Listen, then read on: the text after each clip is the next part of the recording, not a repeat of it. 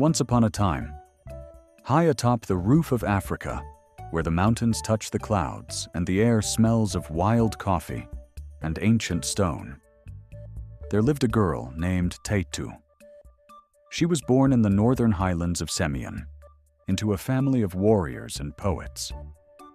While most girls of her time were told that books were only for boys, Taytu's mind was like a flame that couldn't be dimmed.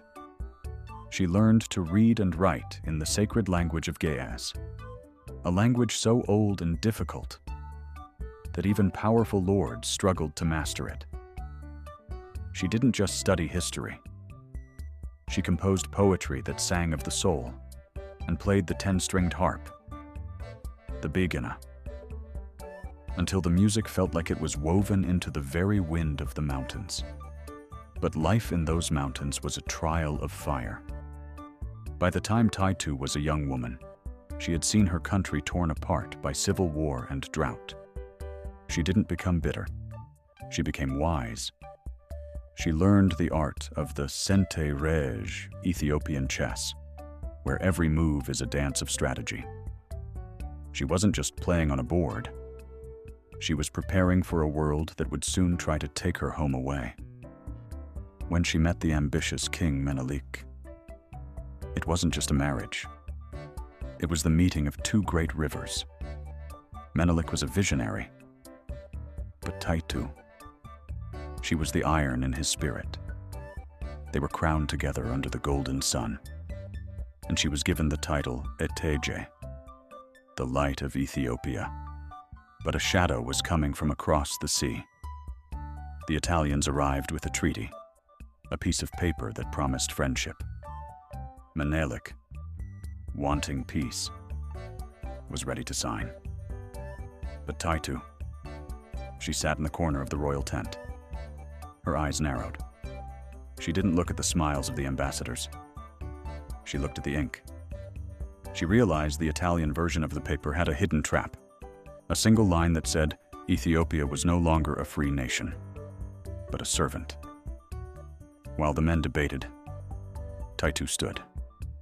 Her voice didn't shake. She looked at the messengers and said, "I am a woman. I do not like war. However, I would rather die than accept your deal." She took that treaty, and she tore it into pieces. She scattered the scraps like dust, and in that moment, the war began. Taytu didn't stay behind to wait for news.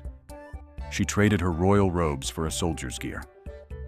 She mounted her horse, raised her parasol against the burning sun, and led 5,000 of her own elite soldiers on a brutal 1,000-mile march across the jagged peaks of the north. The journey was a nightmare. The paths were so steep that horses stumbled into the abyss. Food was so scarce that soldiers had to chew on dry grain. But every time a warrior felt his heart failing, he looked up. There was the queen, riding in the dust, her eyes fixed on the horizon, never once complaining. They reached the fort of Mekelle, where the enemy was hiding behind thick stone walls. The generals wanted to charge into the cannons.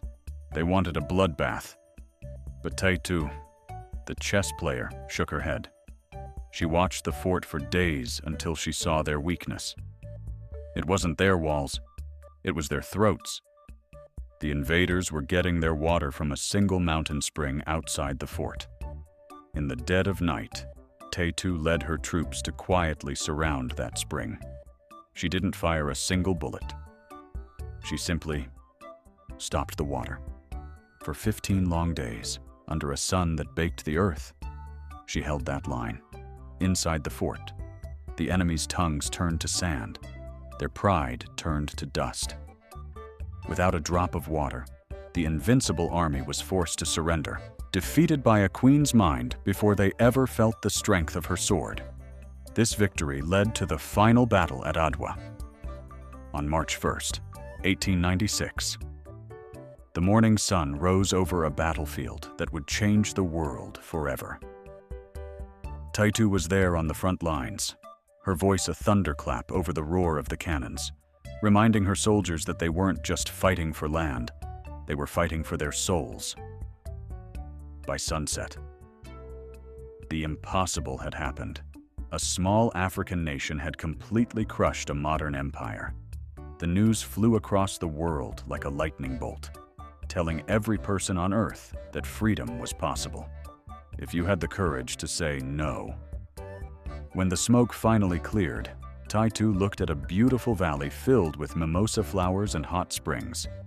She decided to build a new flower there, a city called Addis Ababa, which remains the heart of Ethiopia to this day.